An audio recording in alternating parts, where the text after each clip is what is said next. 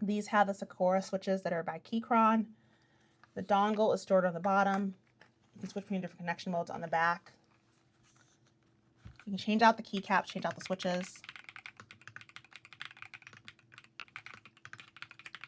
I mean, stabilizers are nice on it. So I think it's overpriced. I was saying earlier it was giving me Red Dragon vibes. And no knock against Red Dragon. See what you're saying? Yeah, she sounds like the Red Dragon. Like, Gravistar does the same thing with their dongle.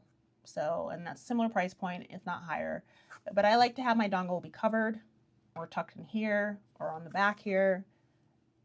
I've never had the Gravistar one be lost. It's fine, but it just looks cheap. It's too pricey, yeah. The keycaps, some folks are saying didn't feel very premium for them. And she sounds perfectly okay. Now, if you took Baby, you'd have a stew. This is not a stew. The colors are pearly, yeah. They have the pink and blue, which is the hot combo. I don't care for that one either.